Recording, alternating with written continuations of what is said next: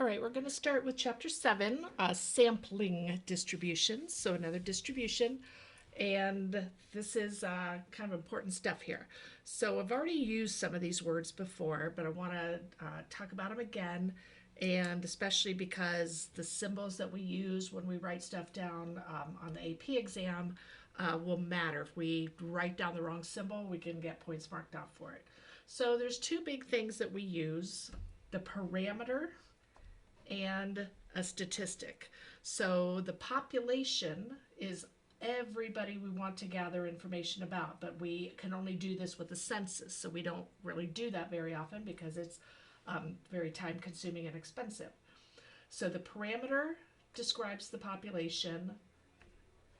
A sample is from a statistic. Now, how do I remember that? PPSS.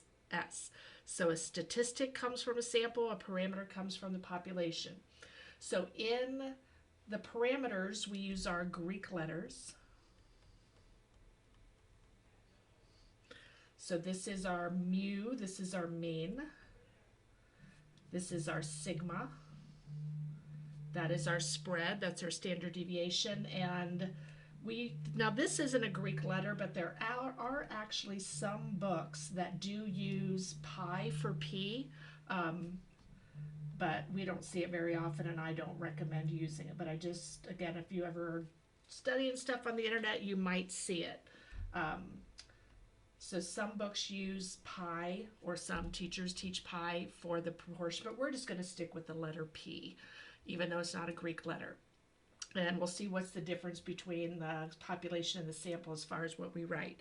So in the sample, we use our X bar for the mean. So again, these are used, so we don't want to use X bar when we should be using mu and vice versa. We use S for the standard deviation, again, instead of sigma. And then the different, so we don't need to use pi here because this guy here is called P hat. And so I know that P hat is the statistic, and if I don't have the hat on it, I know it's the parameter. So I use these to describe and I'll use the word true mean because true is easier to write than population. So the true mean, the true standard deviation, or the true proportion, this is our sample mean, our sample standard deviation, and our sample proportion. And these are going to change from sample to sample. If I took a sample of 50 people and asked them and measured their heights, I'm going to get an X bar from that group of 50. If I take another group of 50, guess what? I'm probably not going to get the same mean. And I'm going to take another sample of 50 and another sample of 50, and I'm going to take many, many, many samples of 50. And sorry, I paused. I keep seeing the screen go out. So hopefully you're not seeing it too. So we use the statistic as an unbiased estimator of the parameter. So we use our sample mean to predict our population mean. We estimate it. So again, S, statistic sample, P, population parameter. So again, a lot of people lose credit because they don't write the right symbol down. Okay, so I'm going to give you a couple scenarios, and we're going to write what is the population, what is the parameter, what is the sample, what is the statistic in each following. So a pediatrician wants to know the 75th percentile for the distribution of heights of 10-year-old boys. So she takes a sample of 50 patients and calculates quartile 3, which is the 75th percentile, because 75% of all data is below quartile 3, so finds that to be 56 inches. So what is the population? So our sample was 10-year-old boys, so guess what my population is? All 10-year-old boys. But again, I'm not going to actually sample every 10-year-old boy in the United States or the world. What is the parameter that I would use? So in this case, the parameter I'm using is quartile 3. What would the true quartile 3 be? The sample? The sample is the 50 patients, or the 50 10-year-old boys. And the statistic is the 56 inches. Now I'm not using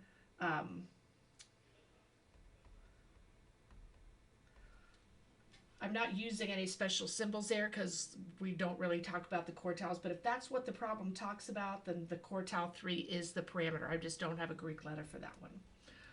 Okay. A poll asked 1,102 12 to 17-year-olds in the U.S. if they have a cell phone. Of the respondents, 71% said yes. And I'm assuming this was taken several years ago. I would think that's higher than 71% now. So what is our population? Our population is all 12 to 17-year-olds. Now this one was specific about in the United States. The previous one wasn't. So what is the parameter of interest?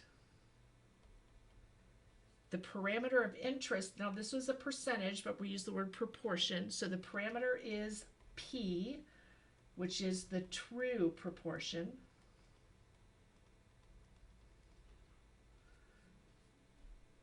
With cell phones.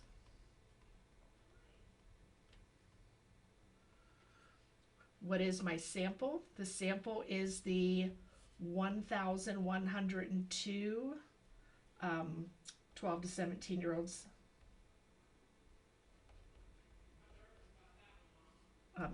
asked, or who responded to the poll. My statistic is of those, so again, it's the 71% is a P hat. So if I took another sample, I'm probably not going to get 71%. I could get 80%. I could get 62%. And again, what a sampling distribution is going to do is going to average all of our averages together. So what is sampling variability? It's kind of just what I've been talking about. The statistic is going to vary from sample to sample. I don't expect to ask another 1,102 and get the exact same answer. It's going to vary from sample to sample. What we care about is how much it varies. So the sample mean and the sample proportions can vary, but the parameter is a constant. There is a true proportion out there. We just don't know what it is. We're just trying to estimate and get as close to it as we can. It's going to ask to describe what a distribution is. It's always the same. It takes on all the possible values and how often those values occur. So in this case, it's a distribution of a bunch of statistics. So if you're asked to do this, and you probably will be in some vocabulary sense, and I can't actually do it because it's in all possible samples of the same size from the same population. That's what's really important. If I took a sample of 1,102, if I refer to this distribution, my next sample has to be 1,102 every single time. So if I took, and think how many that would be, that's why it's impossible to do. How many different combinations of 1,102 12 to 17-year-olds could I get in the United States? It's not physically possible to do that. So, but the sampling, that's what the definition is. If we could do it, that's what it would be. So what's the difference between the distribution of the population, the distribution of the sample, and the sampling distribution of a sample statistic? There is a graphic on page 420 in your textbook that shows a population distribution, and then it shows 3 individual samples taken, and you can see that the 3 samples are all different. And then they show if they had done many, many samples, what the shape of that distribution would look like. If they found many p-hats, like if they found 500 p-hats, what would that distribution look like? So again, they talk about when you write stuff down for a grader, don't be too ambiguous, because this is what we teach students. When the sample size increases, the variability decreases, and there is a reason for that. The bigger my sample size, the more information I have, the more precise my prediction or my estimate should be, so I should have less spread. Because they don't talk about the variability of which distribution. So if you're, one problem could talk about a population distribution, a sample, and a sampling distribution. A lot of people get that wrong because they use sample instead of sampling or vice versa. So a sample would just be doing one group of 50. A sampling distribution would be looking at 1,000 groups of size 50.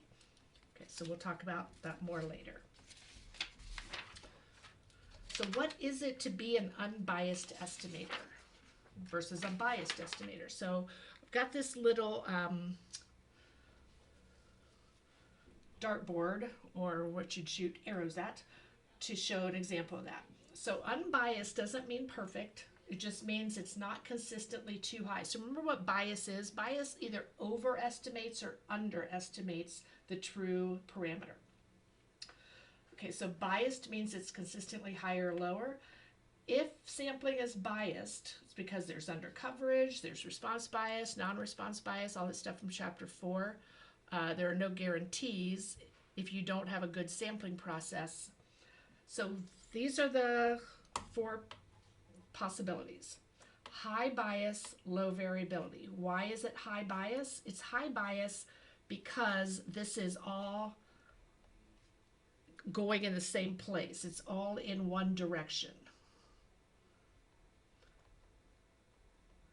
So we're aiming for the bullseye, but we are consistently overestimating that shot. So that is high bias. But there is low variability because there's a small spread. They're all very close together. You are very consistent in your shots, but they just happen to all be in the wrong place. And then we have our low bias, high variability. So high variability, it's just because it's spread out all over, which is why it's low bias. It's not too high or too low or too left or too right. The low bias, we're consistently missing in the target, but at least we're missing it on the left, on the right, above, below. So that if you kind of average those together, you would actually maybe get a shot in the center. High bias, high variability. So again, we've got a large spread, so it's high variability, so it is spread out. And again, it's all in one direction. So that's why that bias is high. We are consistently shooting too high and right. This is the ideal bullseye. No bias, low variability. So no bias because we are right in the center of the target where we want to be. Low variability, very small spread. So how can we reduce the variability of a statistic? How can we make our spread smaller? One way is to increase the sample size. And there is a formula that's going to go along with all this stuff. That'll make sense. The smaller the number or the bigger the number we divide by, the smaller the number gets. Like if I divide by 10 and then divide by 100, when I divide by 100, I'm going to get a smaller number. So what does the effect have on the population? What does it have on that variability? So this is back to our 10% rule. So the size of the population doesn't have much variability. So the size of the population doesn't really matter much. What matters is our sample size. So it doesn't have much effect, but this is assuming our 10% rule. So assuming the population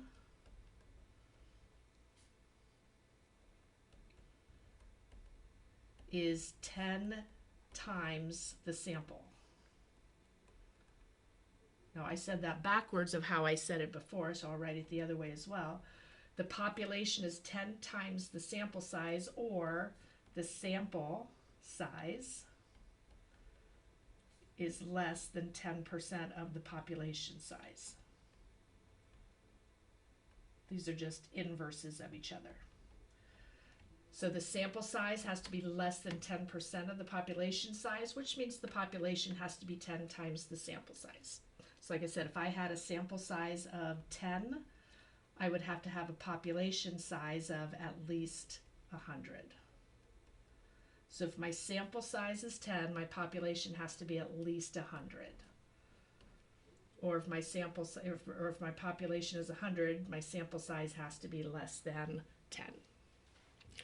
So what's the difference between accuracy and precision? So accurate. So both of these people were accurate, but they were we want it to be unbiased. Because if it's unbiased, it's going to be a pretty good measure. To be precise, sorry, these are both precise. They were very precise. They had low variability.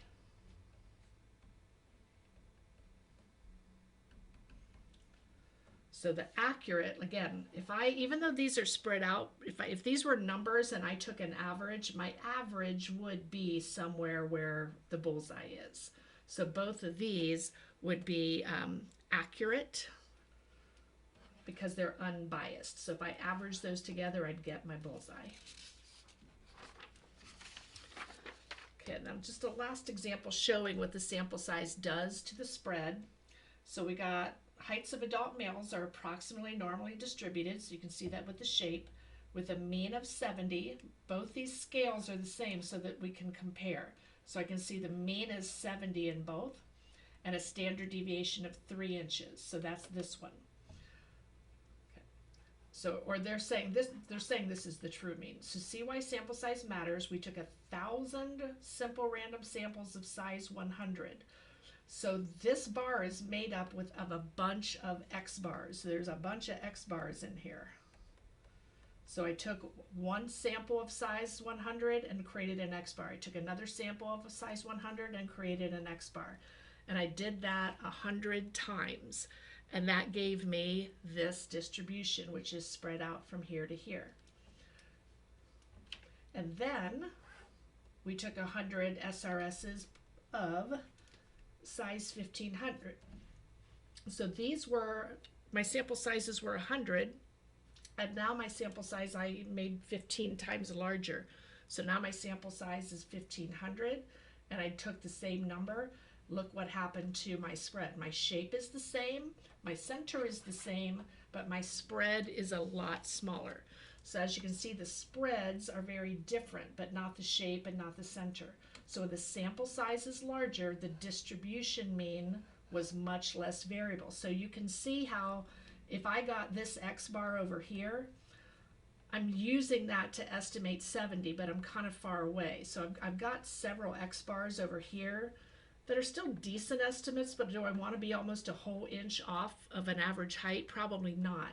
So if I'm using all my X bars to estimate, if I can make this my spread, even if I'm out over here, I'm still very close to the true mean of 70. So all of my sample, each individual sample mean is a lot closer to the true mean than up here. So that's what increasing the sample size can do.